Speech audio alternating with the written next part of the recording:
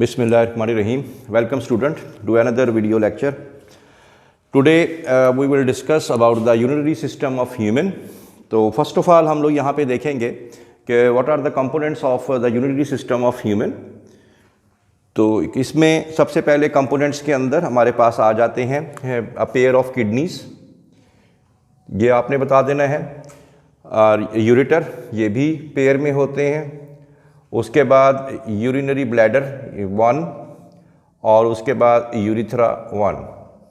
तो ये चीज़ें मिलके जो हैं ये हमारे पास बन जाते हैं the components of urinary system. इसमें सबसे पहले हम लोग we will discuss about the kidneys. Kidneys जो हैं, ऐसा I have already told you that it is the pair of kidney in the human body. और इसको टोटल अगर इसका बॉडी का वेट किया जाए और इसका वेट किया जाए किडनीज़ का, तो ये only 1% of the body weight बनते हैं। देखने में 1% के हवाले से देखा जाए तो ये बहुत ही मामूली सी चीज़ लगती है कि 1% है तो एक मामूली सा ऑर्गन होगा, लेकिन इस चीज़ का अंदाज़ा, इसकी सिग्निफिकेंस आप यहाँ से लगा सकते हैं कि इसके अंदर 20% ऑफ ब्लड सप्लाई जाती है। यानी अगर पूरी बॉडी को 80% ब्लड सप्लाई जा रही है तो इसको 20% जा रही है। दैट मीन्स कि something special which is present in the kidneys. तो ऐसे ही नहीं इसको 20% सप्लाई जा रही, कुछ ना कुछ काम तो इसका है। वो क्या काम है वो भी हम देख लेते हैं।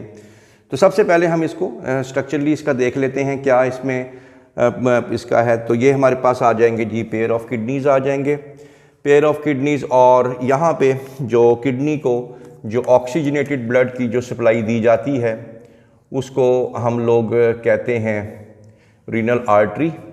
और यहाँ से रीनल आर्टरी जो है ये दोनों किडनीज़ को जो है ब्लड सप्लाई कर देती है। यहाँ से डीऑक्सीजनेटेड ब्लड जो वापस जाएगा, ज़ाहिर बात है ये वापस जाएगा, तो उसको हम कहेंगे रीनल वेन। किडनी जो है बीन लाइक स्ट्रक्चर है, इसके आप लोग यहाँ पे देख सकते हैं एक डिप्रेशन है। इस डिप्रेशन को, this depression is called as hilus, और ये आप लोगों ने बता देना है। फिर यहाँ से ये जो दो आप देख सकते हैं ट्यूब्स हैं, इन ट्यूब्स को हम लोग कहते हैं यूरिटर।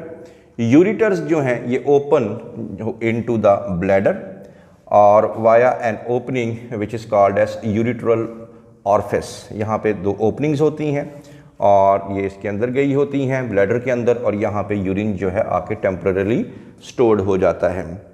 उसके बाद यहाँ से फिज़िकल रिफ्लेक्स फील होने के बाद जब यूरिन यहाँ पे भरना शुरू हो जाता है तो ह्यूमन को जो है वो एक रिफ्लेक्स फील होता है। तो ये जो स्पिंक्टर्स यहाँ पे होते हैं जिनको हम लोग स्पिंक्टर मसल्स बोलते हैं at the junction of urethra and the bladder, तो ये जब मसल जो है इनका बेसिक मकसद ये है कि ये कंट्रोल करते हैं इसके आउटफ्लो को, ठीक है ना।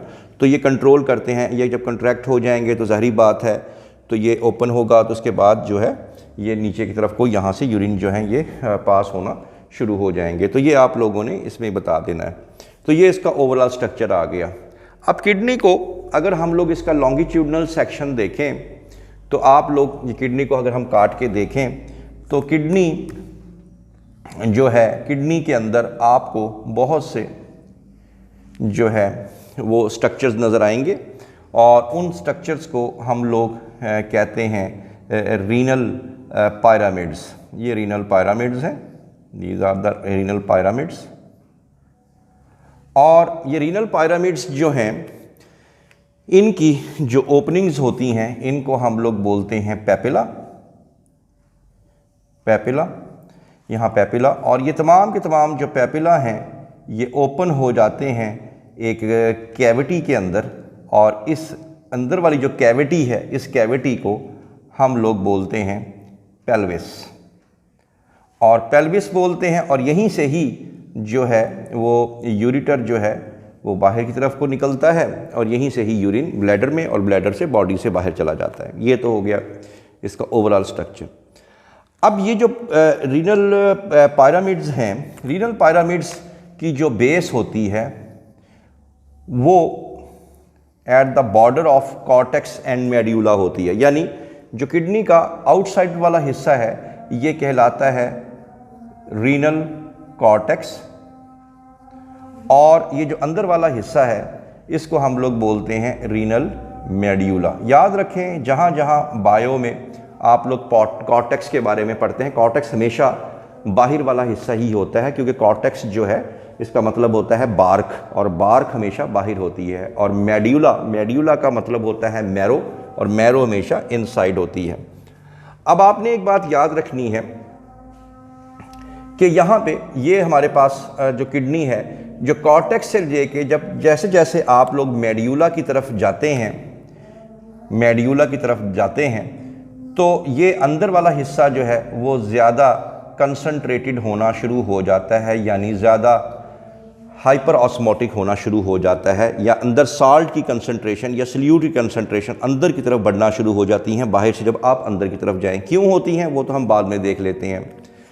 अब आप लोगों ने ये बता देना है कि ये जो हमारे पास आ रहे हैं पिरामिड्स, इसके अंदर नेफ्रॉन्स होते हैं, और नेफ्रॉन्स जो हैं यही आपका MCQ भी बनेगा कि these are the structural and functional unit of the kidney. तो ये आप लोगों ने बता देना है। तो नेफ्रॉन्स जो हैं एक किडनी में तकरीबन 1 मिलियन से लेके 1.2 मिलियन तक एक किडनी में नेफ्रॉन हो सकते हैं। अब जो नेफ्रॉन हैं, नेफ्रॉन जो हैं वो दो तरह के होते हैं। One type of nephron is called as cortical nephron and other one is called as juxtamedullary nephron. Cortical nephron makes up 70 to 80% of the total nephrons. On the other hand, juxtamedullary nephrons consist of 20 to 30% of the overall nephrons. यानी ज़्यादा जो हैं वो हैं cortical nephron. अब cortical nephron में और juxtamedullary nephron में फ़र्क क्या है? अगर आप इस डायग्राम को देखें जो भी हम डिस्कस भी कर चुके हैं कि किडनी जो है, किडनी का जो बाहर वाला हिस्सा है ये जो है ये कहलाएगा रीनल कॉर्टेक्स। अब रीनल कॉर्टेक्स जो है, यहाँ पे जो नेफ्रॉन है उनमें अगर आप लोग ये देखें कि ये भी एक नेफ्रॉन है, ये नेफ्रॉन है, ट्यूब लाइक स्ट्रक्चर है, और ये इसका लूप ऑफ हेनले है। लेकिन अगर आप यहाँ देखें, ये भी एक नेफ्रॉन है, ट्यूब लाइक स्ट्रक्चर है, लेकिन इसका जो लूप ऑफ हेनले है वेरी डीप है, बहुत अंदर तक, इनर इनटू द मेड्यूला तक गया हुआ है। तो ऐसे नेफ्रॉन को आप लोग बोलेंगे juxtamedullary नेफ्रॉन। तो this type of nephron is called as juxtamedullary nephron. तो ये आप लोगों ने, जबकि वो जो नेफ्रॉन जिसका जो लूप ऑफ हेनले बहुत शॉर्ट है और जिसका बोमेन्स कैप्सूल जो है आपको पता है कि it is between the border of cortex and medulla, लेकिन लूप ऑफ हेनले से पहचानना है, दोनों के जो बोमेन्स कैप्सूल हैं बॉर्डर पे ही मौजूद हैं, लेकिन लूप ऑफ हेनले इसका गहरा है, इसका कम गहरा है, तो लिहाजा ये हो जाएगा कॉर्टिकल नेफ्रॉन्स। तो ये कॉर्टिकल नेफ्रॉन्स आ जाएंगे। अब हम लोग नेफ्रॉन का ओवरऑल फंक्शन देख लेते हैं। नेफ्रॉन्स के डिफरेंट फंक्शंस में से एक को हम लोग देख लेंगे। पहला फंक्शन अभी हम पढ़ेंगे फिल्ट्रेशन है, दूसरा है it will be called as selective reabsorption, third one will be called as secretions. फिर नंबर 4 पे आपकी बुक में ही लिखा हुआ है काउंटर करंट मल्टीप्लायर। फिर आपकी बुक में इनडायरेक्टली लिखा हुआ है काउंटर करंट एक्सचेंजर। फिर आपकी बुक में फिर ये इसका नाम नहीं है लेकिन लिखा हुआ है यूरिया रिसाइकलिंग। इन चीज़ों को अभी हम लोग देख लेते हैं। सबसे पहले जैसे हमने बताया था आपको कि यहाँ पे हमारी जो आर्टरीज़ हैं, these arteries which supply oxygenated blood to the kidneys are called as renal arteries. ये रीनल आर्टरीज़ जो हैं ये आगे जाके मज़ीद आर्टरियोल्स में कन्वर्ट होती हैं, जिनमें आप एक कोर्स में तो नहीं हैं। एक को हम इंटरलोब्यूलर आर्टरी बोलते हैं, एक को हम आर्क्यूएट आर्टरियोल बोलते हैं, एक को हम इंटरलोबर आर्टरियोल इस तरह बोलते हैं, लेकिन आप एक कोर्स में नहीं है। हमारे पास ये है कि अभी आप ये देख लें कि यहाँ पे ये रीनल आर्टरीज़ हैं, ये अंदर जाके ये बन जाती हैं efferent arteriole. Efferent arteriole, this is the structure of nephron. तो यहाँ पे ये आ जाएगा। नेफ्रॉन का जो ओवरऑल फंक्शन है वो पहले मैं आपको इसका स्ट्रक्चर बता देता हूँ, फिर फंक्शन की बात कर लेते हैं। तो ये एक इसमें कप शेप स्ट्रक्चर है। This cup shape structure is called as Bowman's capsule. फिर उसके बाद ये साथ ही ये इसी तरीके से ये कन्वुल्जन्स आ जाती हैं, ये बल्क आता है, इसी वजह से इसको कहते हैं प्रॉक्सिमल कॉन्वोल्यूटेड टिब्यूल्स। प्रॉक्सिमल का मतलब करीब, क्योंकि बाउमेंस के करीब है तो लिहाजा ये हो जाएगा। कॉन्वोल्यूटेड का मतलब है बल खाता हुआ।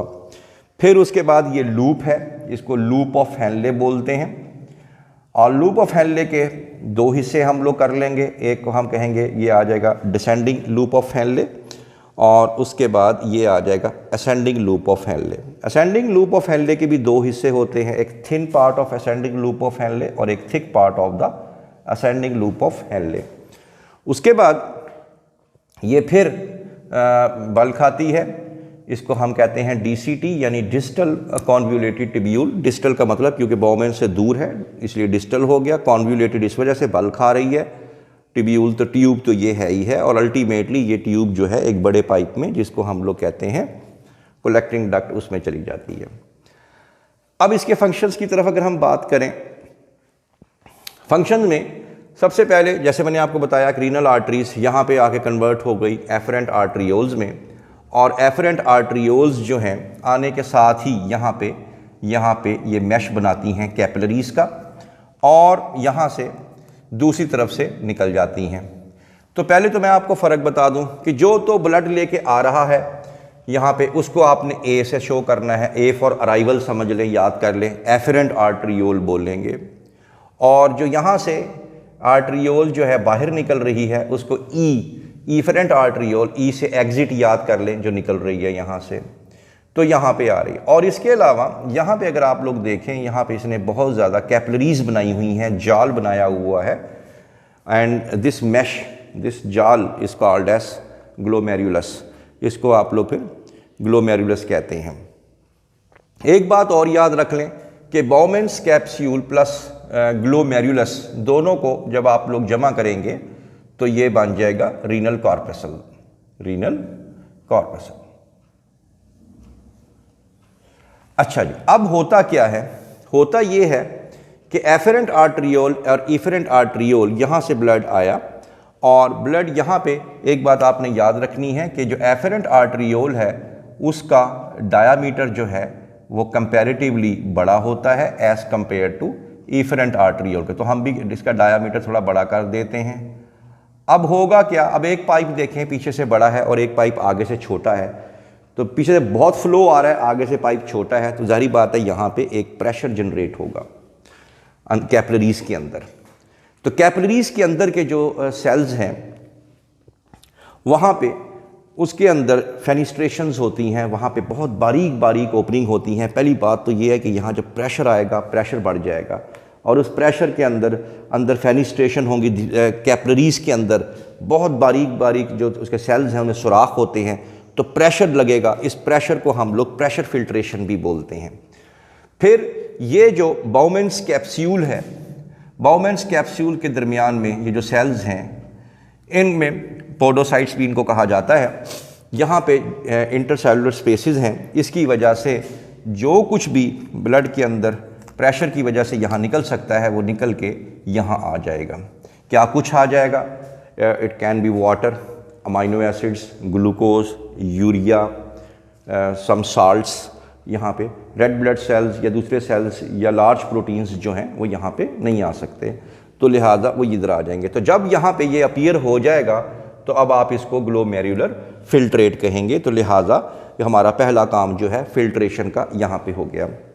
फिर उसके बाद आप लोगों ने इसका जिक्र करना है, इसको आप लोग कहते हैं प्रॉक्सिमल कॉन्वोल्यूटेड टिब्यूल, क्योंकि यहाँ पे अब सेकंड फंक्शन स्टार्ट हो जाएगा। इसको आप लोग कहेंगे selective reabsorption. Why selective reabsorption? क्योंकि ये दोबारा से यहाँ से चीज़ें निकाल ली जाती हैं जो काम की चीज़ें होती हैं और वापस ब्लड के अंदर भेज दी जाती हैं। इनके अंदर क्या कुछ हो सकता है? इनके अंदर वाटर हो सकता है, इनके अंदर इस ट्यूब के अंदर साल्ट्स हो सकते हैं, ठीक है, सोडियम हो सकता है, क्लोराइड हो सकता है, इसके अंदर ग्लूकोज हो सकती है, इसके अंदर अमाइनो एसिड्स हो सकते हैं। तो ये जो चीज़ें हैं 100% ग्लूकोज, ये तमाम चीज़ें जो हैं यहाँ से निकल के ये वापस ब्लड में चली जाएंगी, लेकिन कुछ चीज़ें जो हैं इसके अंदर ही रह जाएंगी। जैसे कि यूरिया को हम लोग नहीं यहाँ पे अब्जॉर्ब करेंगे क्योंकि वेस्ट मटेरियल है, तो इसी वजह से हमने कुछ चीज़ों को अब्जॉर्ब किया और कुछ चीज़ों को हमने अब्जॉर्ब नहीं किया। That's why this phenomena is called as selective reabsorption. तीसरी चीज़ है सिक्रीशन। ये जो ट्यूब्स हैं, इन ट्यूब्स के अंदर हाइड्रोजन आयन, अमोनियम आयन हम इस ट्यूब्स के अंदर फेंकते हैं। उसकी बुनियादी वजह अंदर फेंकने की, ये जो ट्यूब की जो दीवारें हैं अंदर में हाइड्रोजन आयन और अमोनियम आयन फेंकती हैं ताकि जो यूरिन है उसकी जो पीएच है उसको मेंटेन किया जा सके फॉर अबाउट 4.8 to 7.5 तक इसको मेंटेन किया जाता है। तो ये आप लोगों ने सेक्रीशंस, यानी कुछ चीज़ें बाहर जा रही हैं और कुछ चीज़ें ट्यूब के अंदर जा रही हैं। अंदर क्या जा रहा है? हाइड्रोजन आयन जा रहा है, अमोनियम जा रहा है, ताकि क्या किया जा सके? पीएच को मेंटेन किया जा सके। अब उसके बाद ये हमारे पास आ जाएगा loop of Henle. Loop of Henle के जैसे आई हैव डिस्कस्ड अर्लियर, यह है 2 parts. One is called as descending part of loop of Henle. Descending part of loop of Henle जो है यहाँ तक जो है, यहाँ से स्टार्ट हुआ और यहाँ तक आ गया। Descending part of loop of Henle जो है it is the water permeable. ये वाटर परमिएबल होता है, यानी यहाँ से पानी जो है वो बाहर आ सकता है। भाई क्यों आ सकता है?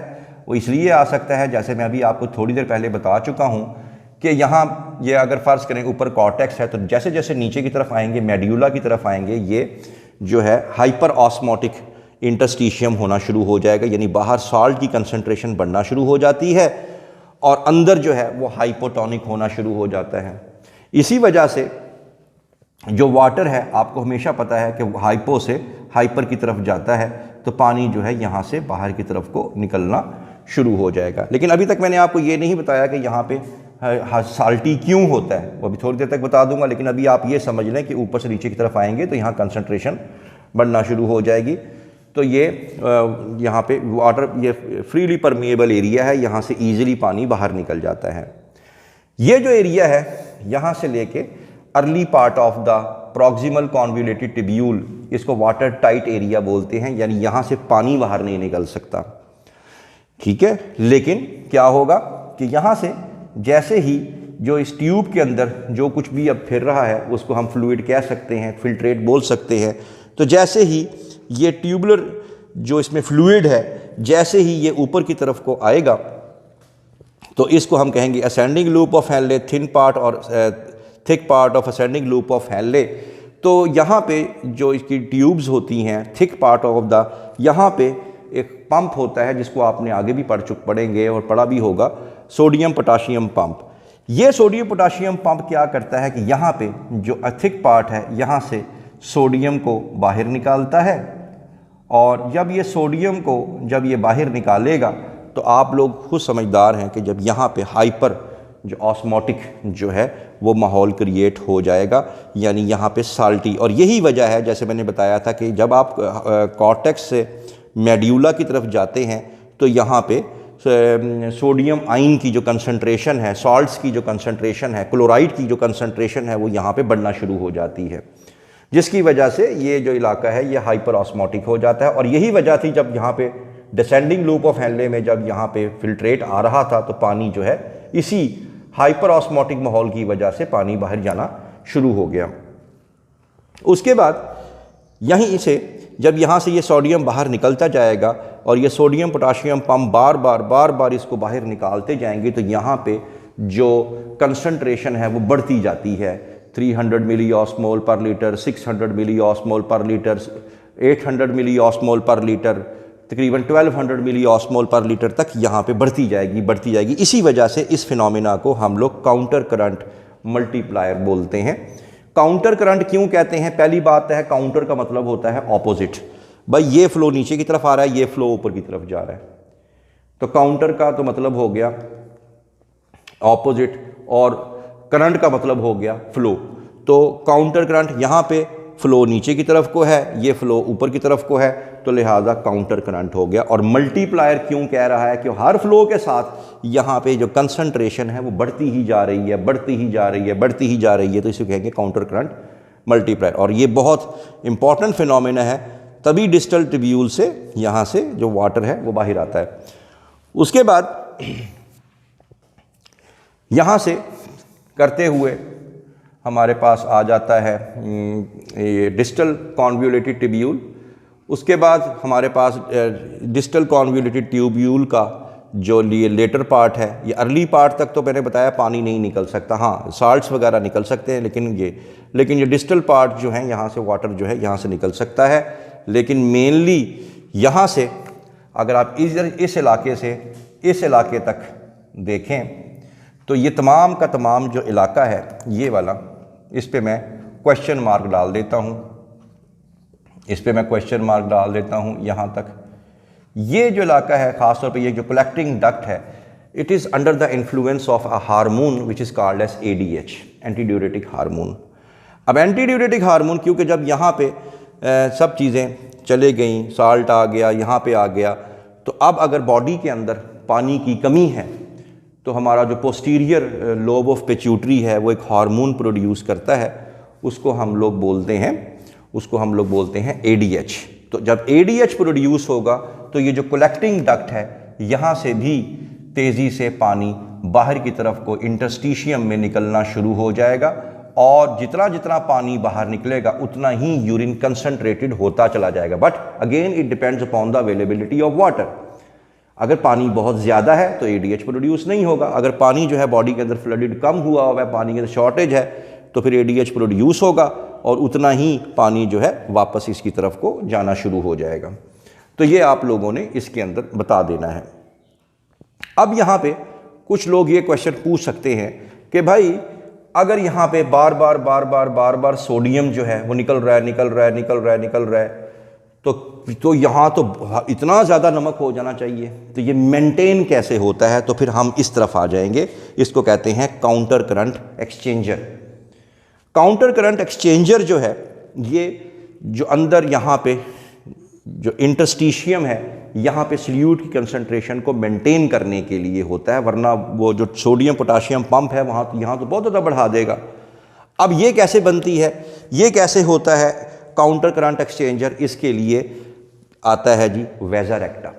वेजर एक्टा ये देखें, यहाँ पे एफरेंट, यहाँ पे ग्लोमेरुलस, ये इफरेंट, ये जो है कैपिलरीज, पेरीट्यूबुलर कैपिलरीज, और ये देखें ये जो आपको लूप अगेन नज़र आ रहा है, इस लूप को हम लोग बोलते हैं वेजा रेक्टा। ये जो लूप ऑफ हेनले के साथ साथ जा रहा है।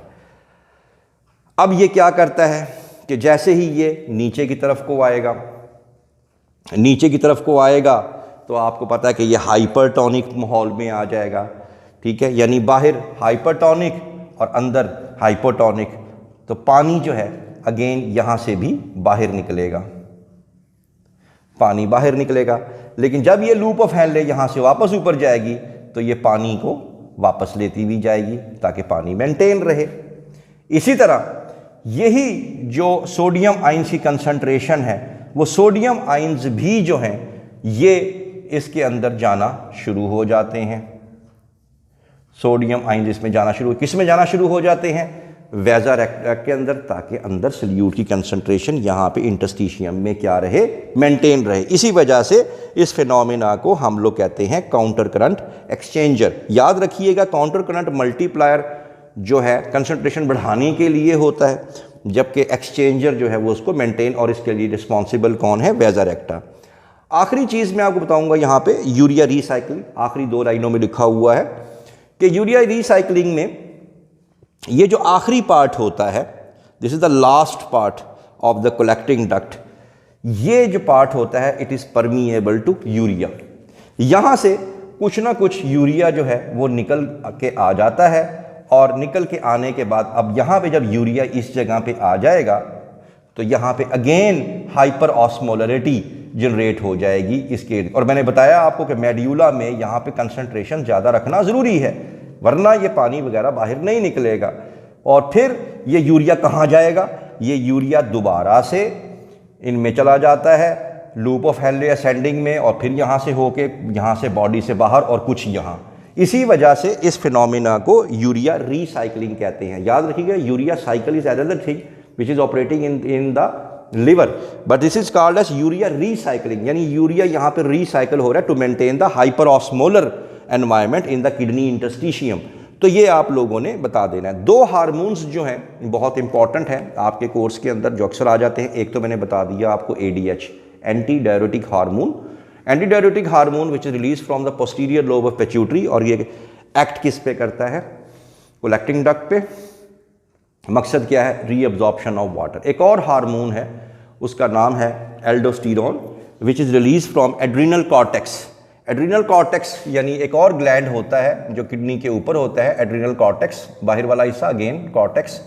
तो एड्रीनल कॉर्टेक्स से रिलीज होता है और वो कहाँ पे अटैक करता है? वो अटैक करता है अगेन ये असेंडिंग लूप ऑफ फेहेनले पे, और एक्टिवली मजबूर करता है कि इसको सोडियम आयन को बाहर निकालने पे। जो सोडियम पोटाशियम पंप है उसकी एक्टिविटी को ये तेज़ करता है ताकि जल्दी से जल्दी सोडियम बाहर आए और सोडियम जो है वो कंजर्व हो। जितना सोडियम यहाँ पे ज़्यादा होगा उतना ही हाइपर ऑस्मोटिक माहौल होगा, उतना ही पानी भी ज़्यादा आएगा, उतना ही पानी जो है वो रीअब्जॉर्ब भी ज़्यादा होगा, ब्लड प्रेशर भी इंक्रीज़ करेगा। तो इसी वजह से आप आगे पढ़ेंगे कि जब ब्लड प्रेशर या ब्लड वॉल्यूम कम होता है तो एड्रीनल कॉर्टेक्स से इसी वजह से यहाँ पे सोडियम को ज़्यादा निकाला जाता है ताकि यहाँ पे कंसनट्रेटेड माहौल हो, उतना ही पानी आए, उतना ही पानी जो है ब्लड में जाए और ब्लड का वॉल्यूम और ब्लड प्रेशर मेंटेन किया जा सके। तो I hope that you have understood the lecture. For more videos stay connected with us. Thank you very much.